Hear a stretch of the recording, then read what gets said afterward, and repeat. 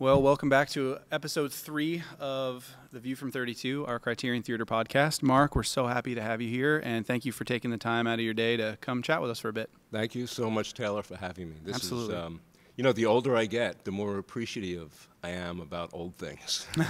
Like I this understand. theater. This theater is beautiful, and you know, I just turned 31. I'm getting old, but I remember as a kid coming here and seeing movies and shows and stuff with my friends, and so it's really cool to be on this side of things and be actually working here and preserving the history and meeting and the some last of the people. few years, this theater bringing in some of the biggest names in the world to play in our little town here. I know, it's so cool, and I'm happy to be here. We're really happy to have you here. And Well, so thank you very much. Thank you so much. But yeah, I just wanted to chat with you for a bit.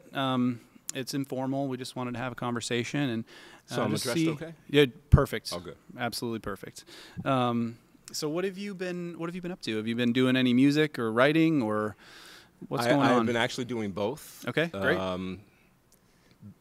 You know, I'm really blessed to have a lot of creative stuff going on.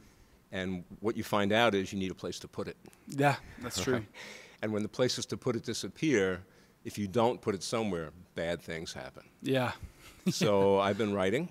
At the beginning of the pandemic, I recorded, I think, 5 or 6 music videos with some history, Oh, nice. and I put those up on YouTube. Okay.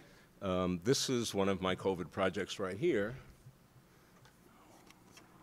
It's my version of what they would call a cigar box guitar. Yeah, I love it. And the box is made out of Brazilian cherry. Okay. It's beautiful. I love it. And the neck, I bought the neck, but so I've been doing stuff like that. Very nice. My friend Annie is here with me now, so 3 nights a week she sits in the sitting room, and I put on a concert for her. Excellent. You know, It's a good way to keep busy, keep creative. it is. I've missed playing with my friends. Yeah. That's been the biggest. Yeah, it's been really tough, you know. You're not really allowed to get together and sing in public right now, and you know, the camaraderie of music and playing with other people is a huge part of it. And so not being able to do that has been weird for a lot of people. Well, at this point in my life, that aspect is necessary for me. Yeah. You know, Yeah. I'm very different without it. Yeah. But I'm very fortunate, too, that I can play with myself and I can write. I wrote some stuff, and the idea is next winter we'll probably turn them into some songs. Cool. That's awesome. That's awesome. Yeah, it's important to, you know, keep your creative energy going and have an outlet for something. Well, it's interesting to me where the ideas come from, because 2 of the things I wrote during this COVID thing Yeah. came out of conversations with people. Okay. Jim Kaufman, who is going to be airing in your series, Yeah. who was just here. Yeah, we just chatted with him. I was talking with him one day online, and he said, "I don't suffer fools well." And right after the conversation, It's a good lyric. I sat down and I wrote "Suffer a Fool," the lyrics. I love it. Yeah, I can share them with you if you want. Yeah, I would love to hear it. So also, and this has been going on for a while, I have reading glasses scattered all over my life. Yeah.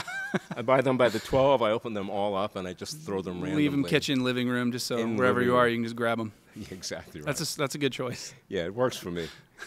You might find out in 15 or 20 years. And Yeah. I very well may. I always used to laugh about things that my folks would do, and I find myself doing the same things now. Saying and the same things? Saying the same. Yeah, my dad had all these phrases he would say, and they used to drive me nuts. And I'll catch myself saying them now, and he's gonna watch this and laugh. Well, one of the things I discovered that you're discovering now is not everything my mother said was a lie. Yeah.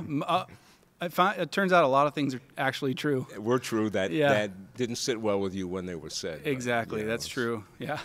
So let's hear some of the lyrics he wrote. So this is called "Suffer a Fool." In my younger day, I had a rule: never ever suffer a fool. Time went on, and my patience shrank as the fools around me grew their rank. Pretty soon it came to be all there was were the fools and me. I convinced myself for quite a while I was the only one with style. All the rest were pounding sand. I had the aces in my hand. A house of cards is what I built, like a pinball machine about to tilt. When those cards came tumbling down, I found myself on the ground. Time to take an inner view, a task undertaken by the few. Wasn't easy to take that look. Swore I'd be an open book. Mirror, mirror on the wall, who's the fairest of them all? Those fairy tale words came back to me from my childhood history. And like the mirror in that tale remembered from my youth, what the mirror said to me, no hiding from the truth. Time and time again I heard it said, the truth will set you free. I'm sure that's true for many, but this time, not for me. I gazed at my reflection and tried to turn away. Something deep inside me made me look and stay. The hardest confrontations, the ones you face alone, not softened by distractions, cut right to the bone. The realizations came and led me to conclusion. That house of cards that collapsed was built on self-delusion. When I was young, I had a rule, never ever suffer a fool. I broke that rule repeatedly. I suffered a fool. That fool was me. That's really good. So you wrote those after your conversation After my with conversation Jim? with Jim. That's great. Do you when you write a song, do you have a time allotted and you sit down and you write, or do things just come to you and you just run and write them down really fast? Like so many artists, for me, usually how it works, I'm a channel. They start to come. And I take dictation, and then I go back and edit. Yep. With some of the songs I wrote during what's going on now, because I had so much time on my hands, I had an idea, I'd scribble a paragraph down or a line, and I would sit at the desk and muddle through it. Yeah, yeah. But the best writing for me is when I'm just channeling stuff. Yeah, just kind of starts coming and flowing through you. It just starts coming, and so I wrote a blues opera several years ago. Oh, nice. And there were 3 narrations in it, and I was working with John Kurgan. He was producing and engineering it, and I was writing it as we were recording it. Oh, that's so cool. So he would call me and say, finish the damn narration, I'm coming over tomorrow. Yeah. And the last narration, I was sitting at the desk, crumpling up balls of paper, throwing them in the trash. And I said, this isn't working, I need to get away. So I called my dog, Zesty. I said, let's go for a walk. I put her leash on. We got to the top step of my porch, and the narration started to come. I said, I'm sorry, Zesty. Yep, no walk for you. I ran back in the house, and I wrote it down in one take. That's so cool. That's the same way with us. We'd sit down to write and nothing. And then we'd be doing something out at the store, and it's like, oh, I have a great idea for a song. And you're like singing it into your iPhone just so you don't forget it. Exactly and right. Yeah. Because it is like a dream. It's true. You forget. You have the lyric in your mind 1 second, and if you don't record it or put it down, it's gone. Yeah, Just forever. like a dream. Yeah, and it's so frustrating when that happens because Especially you when have you such try a to great get it idea. back. Yeah, you have such a great idea. It's like remembering a dream. You're exactly correct. It's almost impossible. So when you talk to people that write, this is the experience of most of them. Yeah, and You know. I'm finding that to be true. You know, Bobby kind of said the same thing when we talked to her a couple weeks ago. She was like, I don't sit down. I can't just sit down to write. I have to leave my guitar out, and you know, I'll think of something and rush over and write it down. And yeah, it's so funny because some of the best songs were written just like that, where someone has an idea and they write it down in 6 minutes on a napkin, and then it's a hit. Exactly right. And it's so funny. It's yeah, so funny. I hate writing on napkins because the pens don't really do well. They don't, with them, and but then I have done that. Yeah, and then you lose it. And so speaking of songwriting, who are some of your inspirations? Songwriters, musicians, artists. Well, what who do really you got me find? going, they call me the Bluesboy around here. Okay. The Paul Butterfield Blues Band in the mid-'60s. Something about that grabbed me. Gotcha. And that got me into it. And there are other musicians that feel the same way. I don't know if you know who Robin Ford is. I don't know that I do. I'll have to look He's a him up. monster musician, jazz, blues, rock. Okay. He's had a very, very long career. He's Okay. on 1 million records of other people. Oh, yeah. He was inspired by Butterfield as well. So Butterfield was something special, and they were at Woodstock, Oh, nice. as was I, by the way. Okay. It was very unusual because blues had just started riding a wave. Yeah. To have 2 American blues bands at Woodstock, the Butterfield Blues Band and Canned Heat, was huge because blues has periods of popularity and then it goes off the charts for a while. Right. Yeah, it's So true. that's what influenced me. Songwriters, I think of some of the early Motown writers that used to write for every group. Yeah. And they wrote hundreds of songs. Paul Simon, Great, so great talented. lyricist. Yes, he great, was. Great lyricist. Bob Dylan. Yep, The test of a song is 40 years later, is it still valid? exactly. And most of Dylan's tunes are actually more valid now than they were when he wrote them. Yeah, it's true. I was just, it's funny you said Dylan. A couple weeks ago, maybe 2-3 weeks ago, I watched a performance. It was a black and white 4:3 aspect ratio on YouTube. Somebody uploaded of Bob Dylan, just a kid. And he had his harmonica and his guitar, and he came out on stage, and I don't even know that a ton of people really knew who he was. And he sang Mr. Tambourine Man. And it was so fresh and new, and the whole audience, they did some crowd shots, and everybody was enamored, just staring. No one had their phones out videoing it. How old was the audience? Probably middle age, I would say. 30s to 50s in there, from what I could tell, from what I could see. And it was beautiful, though, because no one had their phone out recording. You could hear a pin drop, and he was just singing this song, and it was like that moment in time was just captured on film, and it was so cool. And I was watching it, 30, 40 years later, and it's still just incredible. I love it. Well, if you go to a Bob Dylan concert, most people know who and what he is. Oh, sure, yeah. And what a career and what a book of lyrics it's true. he wrote. And he used to get angry because people would elevate him. Yeah. And he used to get angry about it. I'm just a songwriter. Yeah. Interesting. I wouldn't have thought that, because he's such a performer. But right, I but guess people start throwing labels on him like God and things like that. And that's true. And that's true. And that really used to anger him. There are some interviews where he talks about that. Yeah, that's interesting. I'll have to watch some of those, because I really do like Bob Dylan. He was a fantastic, like you said, songwriter. Fantastic. I'm thinking of. I used to do a bunch of Dylan tunes, so I'm thinking of bringing some back actually, because they're so valid right now. Yeah, seriously, do it. It'd be amazing. Be amazing. So, you're a musician, songwriter. Any other careers? Any other things that you do? I'm a chef. Chef. Okay. Nice. I've been in and out of the restaurant business since 1964. Okay. That was my first cooking job. Very nice. For the last 6 years, obviously not this year, I've been a tour guide in Acadia. Okay. For mostly senior bus tours. Nice. The big buses that come here from somewhere else. Yeah. 47 people from Toledo, Ohio. Yep. They've been traveling together for 3 years.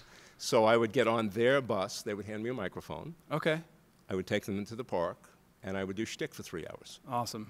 And it was a fabulous, fabulous gig. Yeah, and that hopefully sounds it'll like come fun. back. Yeah, I know. Next year. My family, they run. It's called MDI Tours. Okay. And they do kind of private tours through the park and all over the island. And yeah, same thing. Yeah, I don't do as much cruise ship work as they do. Right. Because my tours are already prearranged. They come here from somewhere else. Exactly. Yeah, the tourism industry is. Well, that job funny. For me, it's like performing on guitar. It's just a different stage. Exactly. I've been a performer my whole life.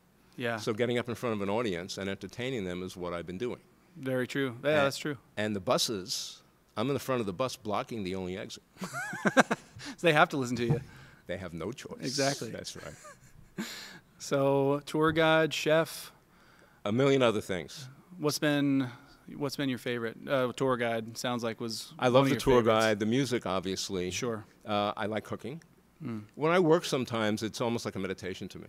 Yeah. I try to get inside the work. Right. So well, if you can find something that you truly enjoy doing, it doesn't even feel like work anymore. Right. It's more of just a passion that you're getting paid for. Yeah, but there are work aspects. Like I'm doing a private chef thing now. Oh, cool. So I have to interface with the people. Right. And sometimes that takes more ability than the singing or the cooking. Yeah, it's true. Well, and as a musician, again, a lot of musicians are like this. I'm the same way, and I don't do it a lot anymore. But I would rather play in front of 20,000 people than a small living room full of like 4 people. I don't know what it is. It's so funny. And see, I'm good playing just for one person. Yeah, if somebody's that's awesome. listening, That's awesome. But the thing is, I've also changed as I've gotten older. We talked a little bit about that. When I was really young, if an audience wasn't paying attention to me, I used to get angry. Oh, yeah. And then, as you get older, you start to realize, maybe they didn't come here just to listen to you. They had some other stuff they wanted to do. So you get a little more laid back about a lot of stuff like that. That's true. And it changes how you relate to an audience over time. Yeah. I could look at every 10-year period and see evolution in the way I learned how to deal with people. Yeah. Yeah, that's true. How did you kind of, on the music front, how did you get into music? How did you start? Why did you start? So I grew up in the Bronx. Okay. I was born in '51. So I was right in the middle of the hippie revolution. Yeah. Right in the middle of it. And we had tribes back then. Mm-hmm. We had our own tribes. So I guess I can say this now, but I spent several years walking around my neighborhood playing harmonica on LSD. And I was just being part of the cosmic flora. Yeah, of course, yeah. And the only way I knew I was getting better was that people stopped telling me to shut up and started asking me to play. Okay. So that was my first venture into music. Yeah. Did that hook you? It did hook me. Yeah. I actually got so I can make music fairly quickly. And then I took up guitar after being in a couple of bands, because even at that young age, I tired of the band politics. I was in a couple of bands when I was like 16, 17 years old. So I wanted a way to be able to do a performance on my own. Yep. So I started playing guitar as well. So I do both now. A lot of times I just go out as a sideman playing harmonica. Okay. As Bobby was here the other day, it was a great interview, by the way. Yeah, well, thanks. She was great. She's amazing, and she was very, very fun to talk to. Yeah, she was playing up at Mama DiMattio's several days ago, and Annie and I went there, and the place was full. There was no place for us. But I did pull out a harmonica and sit in with her on a tune. That's awesome. It's fun. The musician community around this island is second to none. Islands are special places. Oh, this place is magic. And it's not just the music community. If somebody on the island gets in trouble, next thing you know, there's 4 benefits. Yep. People come together to help each other here. It's so true. And it's a really special place. It is a really special place. Yeah. I'm very blessed to have lived here since 1975. It's a little different than the Bronx. Yeah, a little bit. Yeah. A little bit. You don't have a problem with that, do you? I didn't say anything. No, it's a great place to be a musician. It's a great place to raise a family. It's a great place to live. It's peaceful. It's nice. It's quiet. A great place to be a musician. Not such a great place if you're a gigging musician. Yeah, if you want to get famous, no. Well, yeah, no. But fame is relative, isn't it? It's all subjective. Very true. It's very true. Who you're famous to. Exactly. Exactly. It's very true. So tell me about this guitar you brought with you. So this is one of my projects that I've done. Yeah. So I had started this a while ago, and this is Brazilian cherry, which is really brittle wood. I'd never worked with it before. Yeah. And I started building the box, and I put it aside, and the wood literally exploded. Exploded. So I put it aside. And then when this happened, and I had all this time on my hands, I dug it out, and I patched the areas that had exploded, and I finished it. Cigar box guitars are really popular right now. Yeah, they're really cool. People take old cigar boxes, make a neck for them. Yep. So it's a really popular category, and they're relatively easy to build.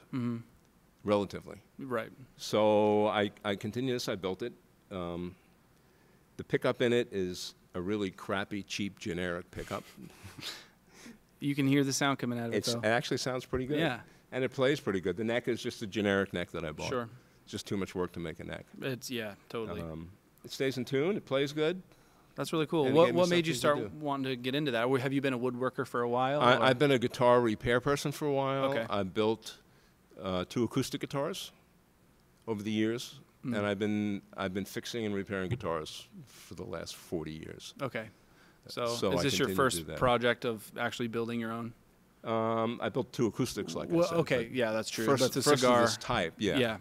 Yeah, I haven't done anything like that before. I love it. I've always been kind of a woodworker. I built some of the furniture in my sitting room. Nice. If I need a shelf, I'll build it because I can make it exactly the right size. Exactly. I love woodworking. I have a little shop in our basement, and it's such a fun hobby and kind of a good escape if you're stressed out, just need to chill for a little bit. Go down and build some stuff out of wood. Escape's the definitive word right there. Yeah. Because you can go down, and as you know, you look at the clock and 4 hours have gone by.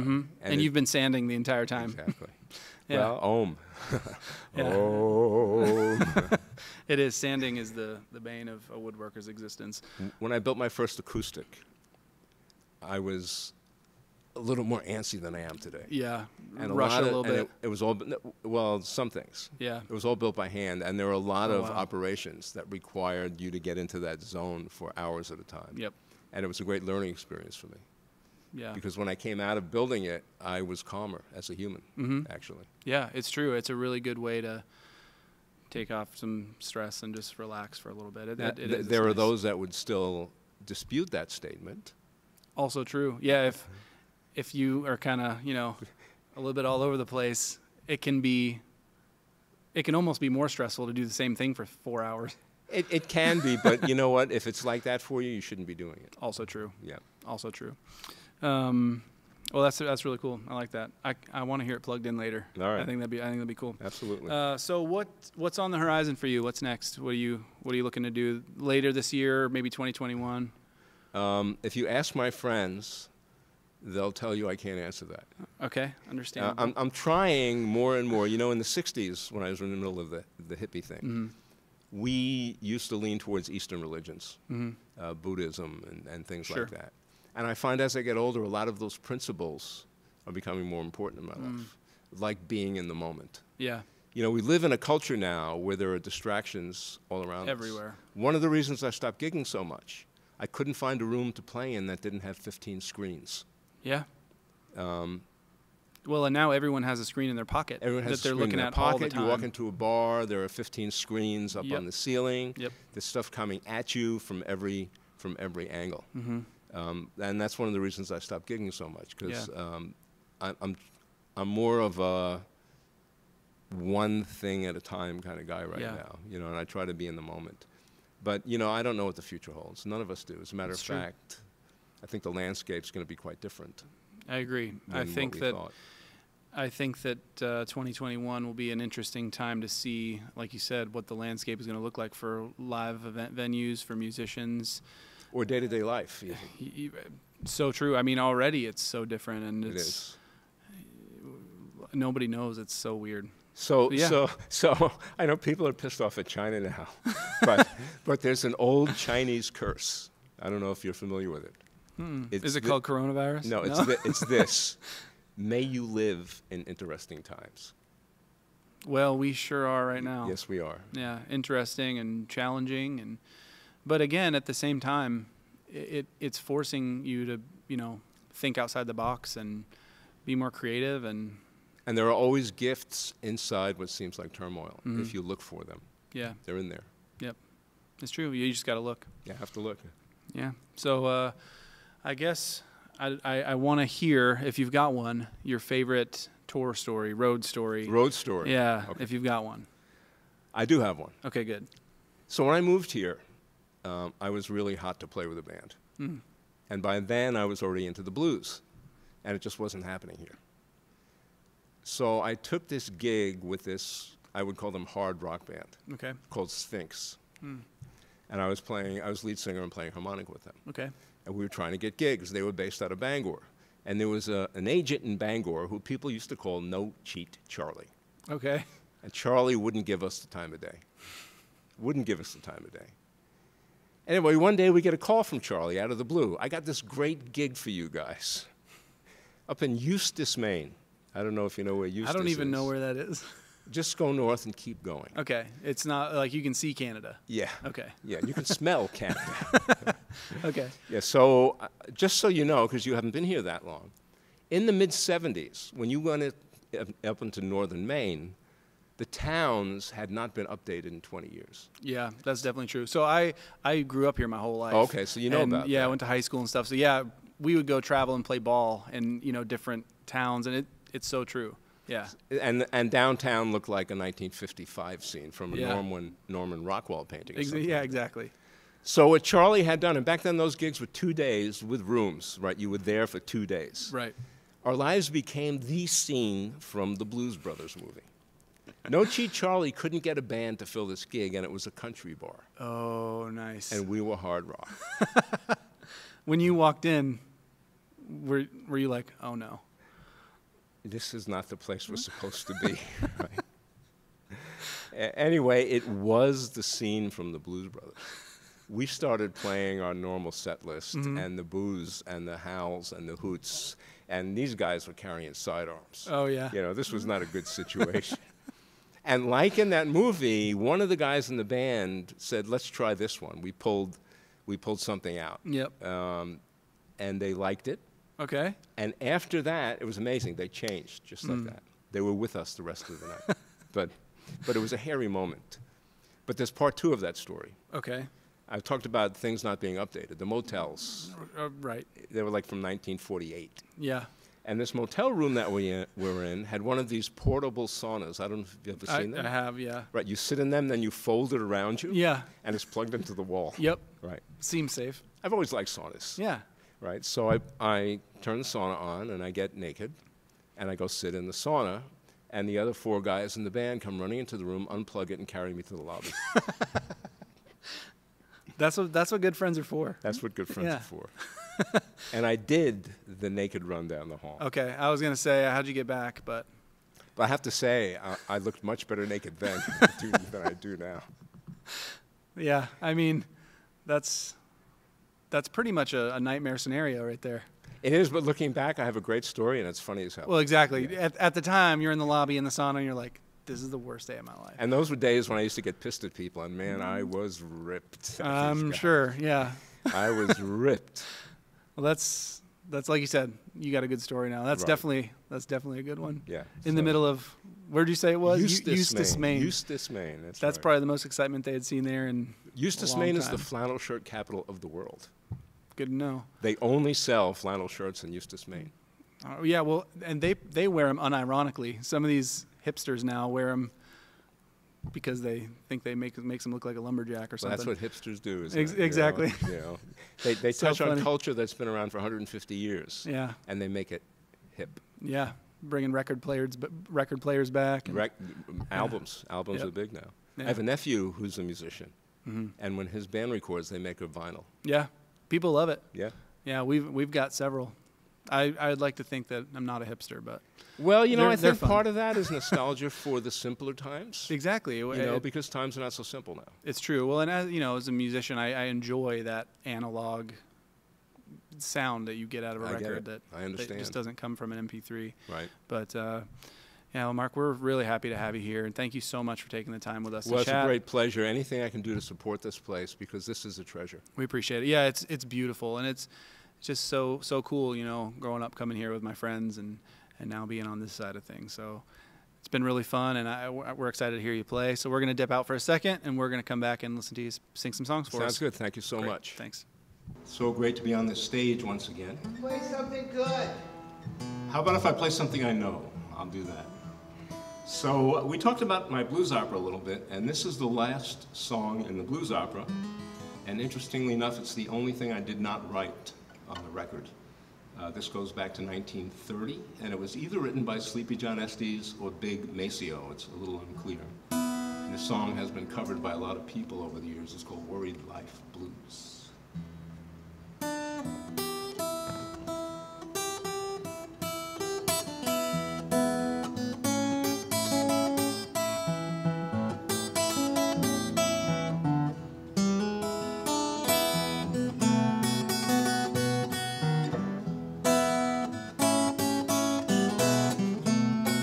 Oh, Lordy, Lordy, oh, Lordy, Lordy, hurts so bad, hurts so bad.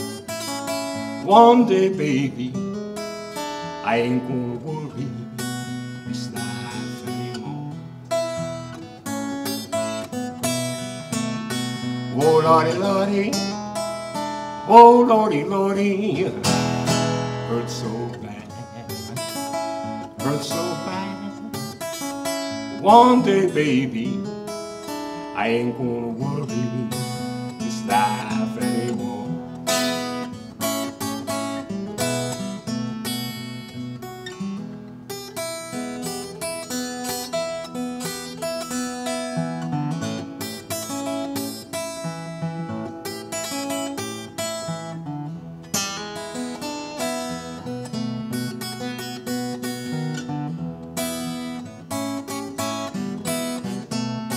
I work in the steel mill, shucking steel like a slave.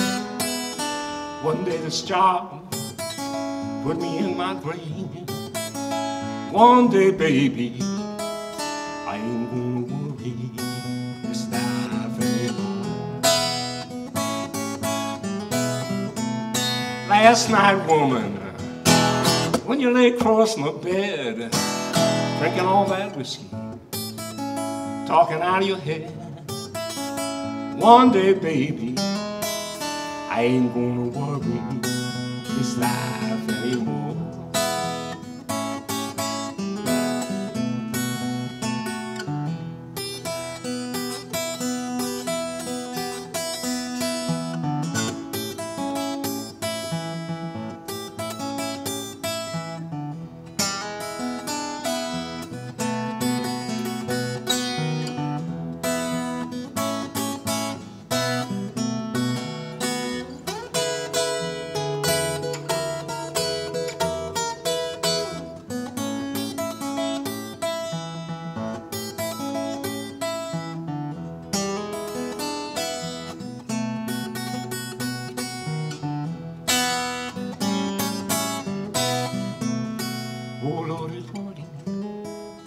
Oh, Lordy, Lordy, hurts so bad, hurts so bad. One day, baby, I ain't gonna worry this life anymore. Oh, no, oh, no.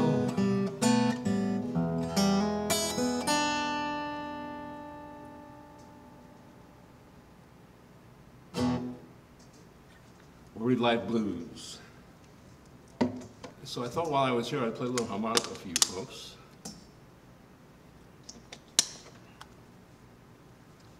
I do have to ask though, is there a way on your website for people to donate to the Criterion? Yes. That would be a great thing to do, criteriontheater.org. I got the address right. So harmonica was my first instrument. I've been playing for a very long time. And the beauty of something like this is it's in your pocket, and you can take it wherever you go. And I've been in strange lands, and this was my key to make them not so strange for me. So I'm very grateful that I can do what I do with this. And I don't know what's going to happen right now, but hopefully I'll be able to get something going for you.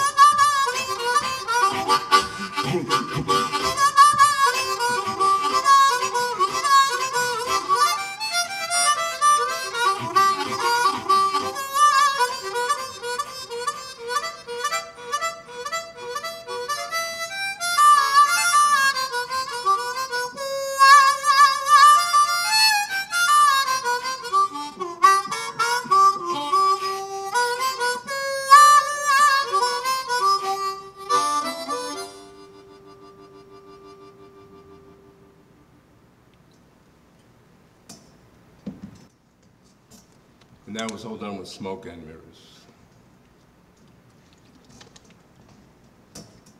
So I got maybe one more tune for you if you'd like. And for those of you who make it to the site, I think it's called The View from 32, is that right? Tell your friends and support this beautiful old theater. So I'm going to end with this tune. This is not something I wrote. I got this off of an early Traffic record. Traffic for a while was one of my favorite bands. Steve Winwood. who was in the Spencer Davis group before Traffic, and he joined the Spencer Davis group when he was 14 years old. He was already a monster musician. This one's called 40,000 Headmen.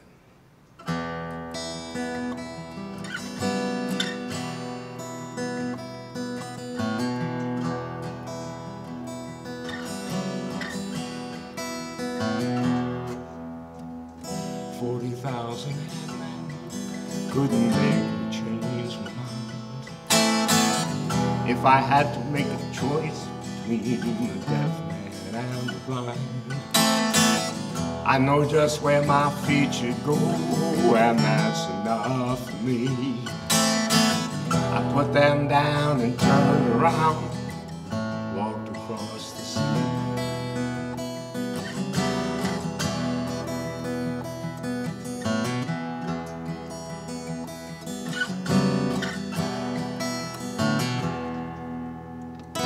Hadn't traveled very far when suddenly I saw 3 small ships sailing off towards a distant shore. So lighting up a cigarette, I followed in pursuit. Found the secret cave where they obviously stand still.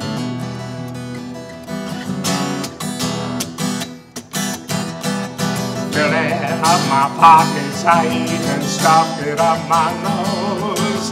I must have weighed 100 tons between my head and toes. I'll venture to fall off before the dawn had time to change its mind. Soaring high above the clouds, I found a golden shrine.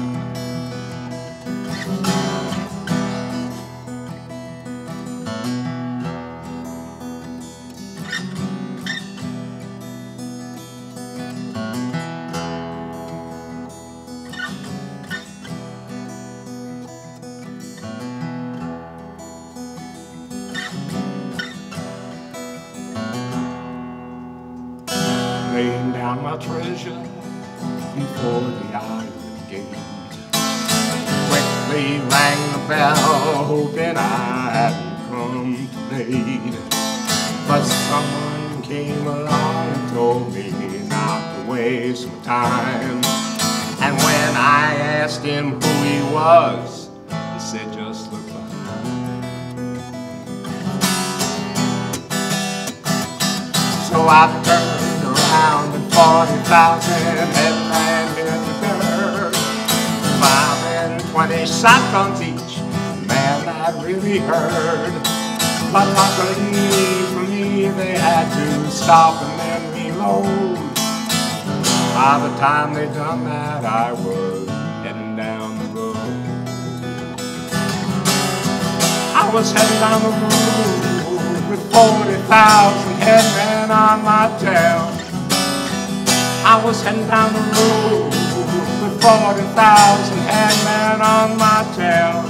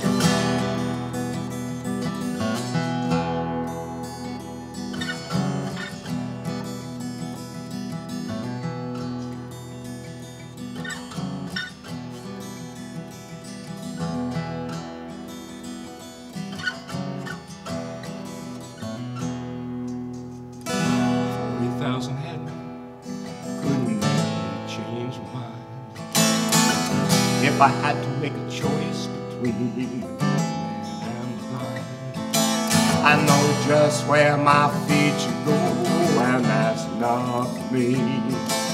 I put them down, turned around, and walked across the sea.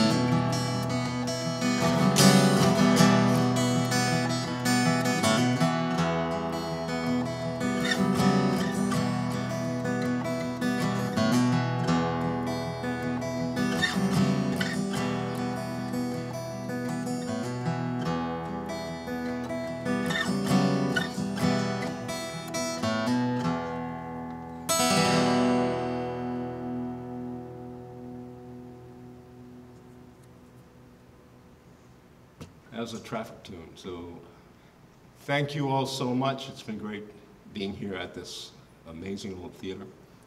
And I hope to be here again sometime. And again, The View from 32, watch it and tell your friends and support this great old place. Thank you so much, everyone.